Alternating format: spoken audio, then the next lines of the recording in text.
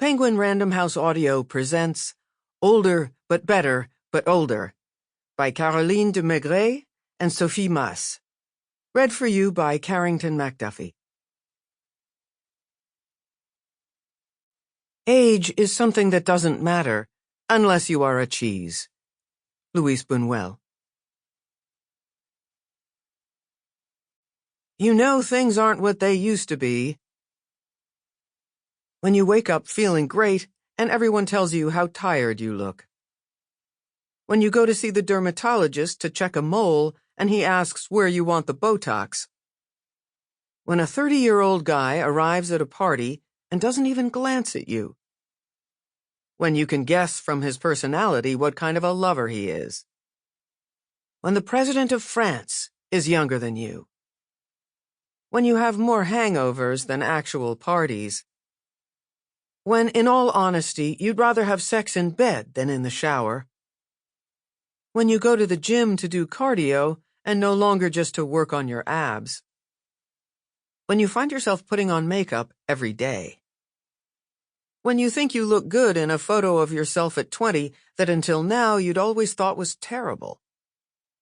When you no longer know who all the hip actors or singers are. When someone says you have a sexy gaze, but you're actually just squinting because you don't want to get your glasses out. When you tell someone you've known them since they were in diapers.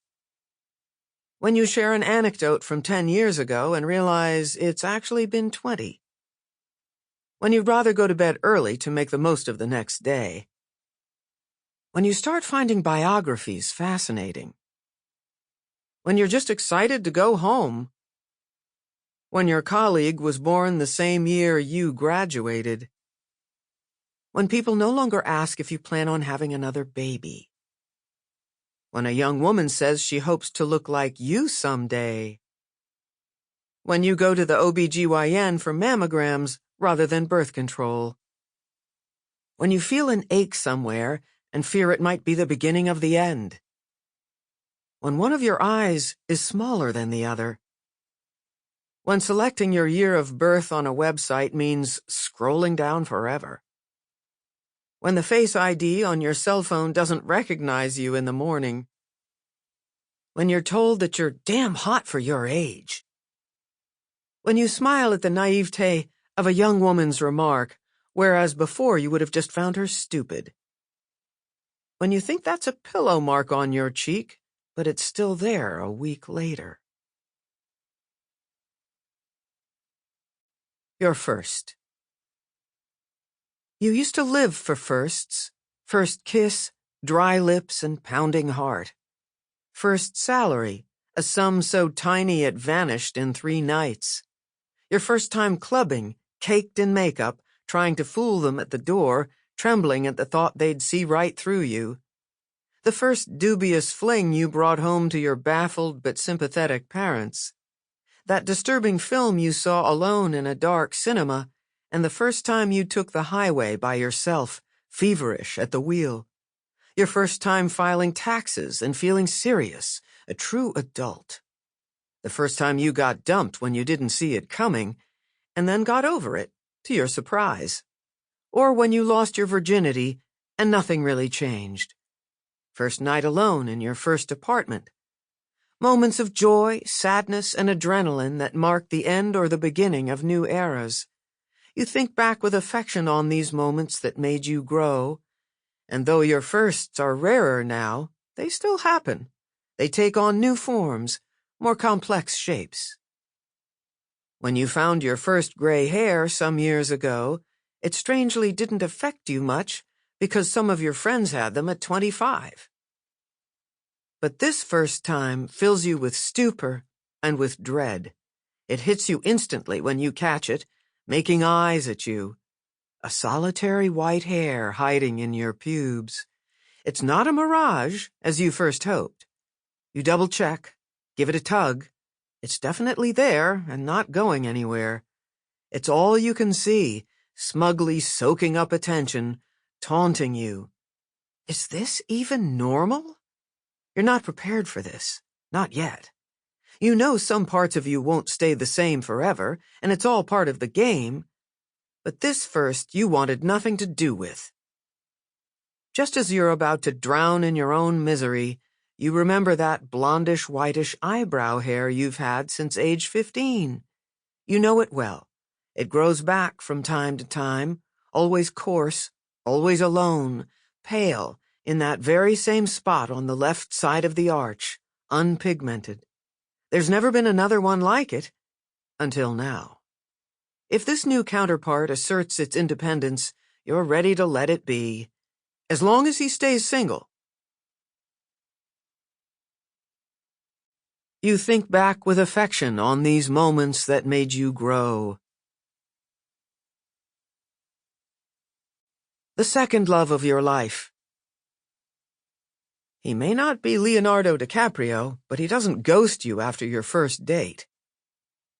You didn't grow up in the same country, yet you speak the same language.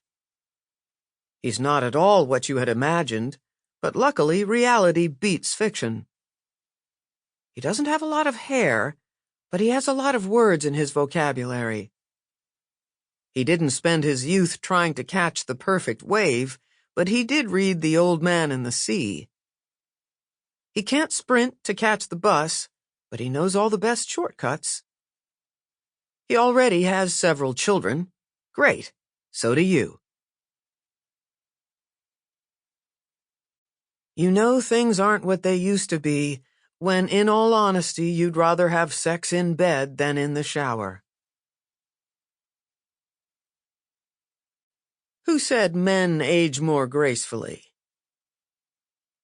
You're having dinner with your old high school buddies, a group of people you adore but see only once every 2 years, which is the time it takes for everyone to coordinate their schedules. You feel good. You rediscover the smiling faces, the caring looks, and funny anecdotes. And suddenly, looking around the table and taking a step back, you're struck by something. The beauty of the women surrounding you. They've all had their struggles and their victories. They've all been through different ordeals. But what they all have in common is trying to keep up a certain idea of their bodies, of their seductiveness, an image of themselves that they like. But the men? It's a different story. As you look at them, you slowly see the truth behind the line that everyone, men and women, buys into. Like a good wine, men supposedly get better with age. We say silver foxes are appealing. We repeat that their wrinkles are a measure of their experience and make them even sexier, that their love handles are disarming and therefore charming. So obviously, why would they make an effort? After all, why not? Except that some of them confuse being a silver fox with a dicey haircut, crow's feet with a dubious complexion, and a few extra pounds with a beer belly. Faced with this supposed injustice and forced to believe they've already lost the battle, women do twice as much as the opposite sex to look good.